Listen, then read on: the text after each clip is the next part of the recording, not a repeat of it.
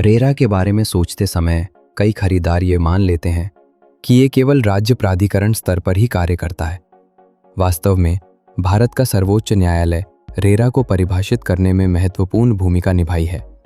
इसका दायरा, सीमाएं, अन्य कानूनों के साथ इसका अंतर संबंध और भारतीय न्याय प्रणाली में इसका स्थान, ये न केवल विवादों के समाधान के तरीके को आकार देता है बल्कि कानून को भी प्रभावित करता है। इसे समझना और लागू करना आवश्यक है। 1. रेरा संवैधानिक रूप से वैध है और भारत के उपभोक्ता संरक्षण परिदृश्य का अभिन्न अंग है। अपनी स्थापना से ही रेरा का संवैधानिक वैधता इसे बरकरार रखा गया। सर्वोच्च न्यायालय सहित अदालतों ने पुष्टि की है कि ये अधिनियम अचल संपत्ति क्षेत्र में व्यापार को विनियमित करने और उपभोक्ताओं की सुरक्षा करने के लिए संसद की शक्ति का वैध प्रयोग है। ये मूलभूत स्थिति सुनिश्चित करती है कि रेरा बिल्डरों और घर खरीदारों के बीच विवादों के लिए केंद्रीय वैधानिक व्यवस्था बनी रहे, न कि वैकल्पिक या गौण। 2. रेरा के उपाय रिफंड ब्याज लागू करने योग्य हैं, सलाहकारी नहीं।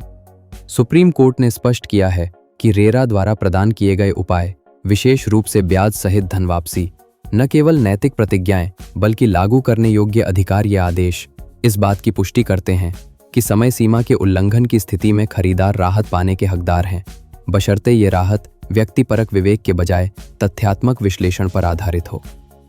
3. रेरा अन्य कानूनों का पूरक है, इसे आसानी से निरस्त नहीं किया जा सकता। जहां रेरा मौजूद है और लागू होता है, वहां इसके प्रावधान लागू होंगे। आमतौर पर परस्पर विरोधी कानूनों पर हावी होते हैं।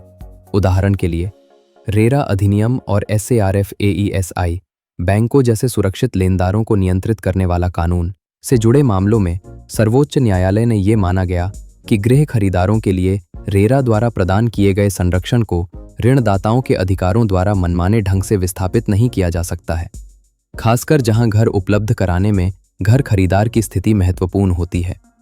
यह व्याख्यात्मक दृष्टिकोण उन खरीदारों के लिए बेहद महत्वपूर्ण है जिनकी परियोजनाएं दिवालियापन या बैंक कार्रवाई का सामना करती हैं, क्योंकि ये सुनिश्चित करता है कि अन्य कानूनी प्रक्रियाओं के साथ साथ उनके रेरा अधिकार भी बरकरार रहें।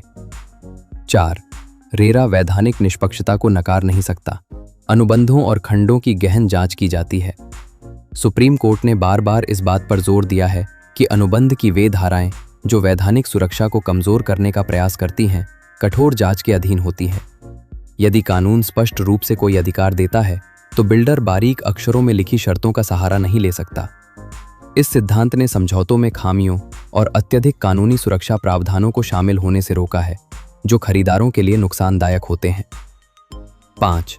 न्यायिक चिंतन में हो रहे बदलावों के साथ रेरा लगातार अनुकूलित हो रहा है। हाल के फैसलों में सुप्रीम कोर्ट ने इस ओर झुकाव दिखाया है। व्यापक संवैधानिक मूल्य, विशेष रूप से अनुच्छेद 21 जीवन का अधिकार में निहित आवास का अधिकार, इससे गृह खरीदारों की सुरक्षा वाणिज्यिक कानून से परे चली जाती है। मौलिक अधिकारों का क्षेत्र, इस बात पर जोर देते हुए कि सुरक्षित आश्रय तक पहुंच केवल एक संविदात्मक मामला नहीं बल्कि एक सामाजिक प्राथमिकता है। हालांकि ये दृष्टिकोण अभी तक कानून में संहिताबद्ध नहीं किया गया है, ये न्यायालय के व्यापक दृष्टिकोण को दर्शाता है। अचल संपत्ति को न केवल धोखाधड़ी को रोकने के लिए बल्कि आवास में समानता, गरिमा और सामाजिक न्याय सुनिश्चित करने के लिए विनियमित किया जाना चाहिए। 6. न्यायालय ने रेरा के कामकाज की जमीनी स्तर पर भी आलोचना की है। 2025 की शुरुआत में एक दुर्लभ लेकिन महत्वपूर्ण टिप्पणी में सुप्रीम कोर्ट की एक बेंच ने रेरा के पहलुओं का वर्णन किया। वास्तविक प्रदर्शन निराशाजनक रहा, ये देखते हुए कि कुछ राज्यों में अधिकारियों ने मजबूत खरीदार संरक्षण और समय पर समाधान के कानून के वादे को पूरा नहीं किया है। ये कानून की आलोचना नहीं है बल्कि इसकी आलोचना है।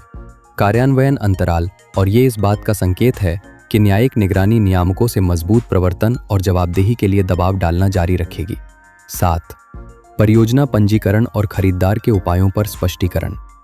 हालिया न्यायिक व्याख्या, जिसमें सर्वोच्च न्यायालय के निर्णयों के अपीलीय संदर्भ भी शामिल हैं, से प्राप्त एक महत्वपूर्ण कानूनी अंतर्दृष्टि ये है कि रेरा के तहत किसी परियोजना का पंजीकरण न होना, नहीं खरीदारों को बिना किसी समाधान के छोड़ देना, जबकि पंजीकरण न कराने पर धारा 59 के तहत जुर्माना लग सकता है, खरीदारों कर सकना। यदि तथ्य इसे उचित ठहराते हैं तो रेरा की धारा 31 के तहत उपचार की मांग की जा सकती है, विशेष रूप से जहां केवल पंजीकरण की कमी के कारण राहत से इनकार नहीं किया जा सकता है। इससे ये सुनिश्चित होता है कि तकनीकी खामियों का इस्तेमाल न्याय से वंचित करने के लिए न किया जाए। 8. खरीदारों के प्रति सर्वोच्च न्यायालय के रुख का सारांश। विभिन्न मामलों और वर्षों में रेरा के साथ सुप्रीम कोर्ट की सहभागिता से कई मुख्य विषय उभरते हैं। रेरा मौलिक है और संवैधानिक रूप से मान्य है। ये राज्यों या डेवलपर्स के लिए वैकल्पिक नहीं है। रेरा के तहत गृह खरीदार के अधिकारों में वास्तविक उपाय शामिल हैं। मात्र समझाने बुझाने से परे भी धन वापसी और ब्याज वसूला जा सकता है। रेरा अन्य कानूनों के साथ इस तरह से परस्पर क्रिया करता है कि उसे अनुचित रूप से दरकिनार नहीं किया जा सकता, विशेष रूप से जटिल दिवालियापन या बंधक संबंधी मामलों में। संविदात्मक तकनीकी खामियों के जरिए वैधानिक सुरक्षाओं से बचा नहीं जा सकता। न्यायिक टिप्पणियों में आवास को जीवन और गरिमा के संवैधानिक अधिकार के हिस्से के रूप में तेजी से परिभाषित किया जा रहा है। क्रियान्वयन की आलोचना जमीनी स्तर पर मजबूत प्राधिकारियों की कार्रवाई की आवश्यकता को बल देती है। ये आपके लिए क्यों मायने रखता है? एक गृह खरीदार के रूप में सुप्रीम कोर्ट के रुख को समझना आपको कानूनी रूप से तैयार करने से कहीं अधिक लाभ पहुंचाता है। ये आपके दृष्टिकोण को बदल देता है। मानसिकता, आप बिक्री अधिकारियों या देरी के भरोसे नहीं हैं। आपके दावे सैद्धांतिक नहीं हैं, उन्हें सर्वोच्च न्यायालय का समर्थन प्राप्त है। आप अपने आवेदनों को न्यायिक प्राथमिकताओं के अनुरूप बना सकते हैं। तथ्यों की स्पष्टता, समय पर दस्तावेजीकरण और बयानबाजी के बजाय लागू करने योग्य अधिकारों पर ध्यान केंद्रित करना। रेरा मामलों में सर्वोच्च न्यायालय की आवाज़ अमूर्त नहीं है। ये उन सीमाओं को निर्धारित करता है जिनके भीतर प्रत्येक प्राधिकरण, न्यायाधिकरण और निर्माणकर्ता को कार्य करना होगा। और जब सर्वोच्च न्यायालय निष्पक्षता, पारदर्शिता और आवास के अधिकार की बात करता है तो ये संकेत देता है न्यायशास्त्र से कहीं अधिक। ये न्यायशास्त्रीय गति का संकेत देता है उन लोगों के पक्ष में जो न केवल भावनाओं से बल्कि जागरूकता से भी खरीदारी करते हैं।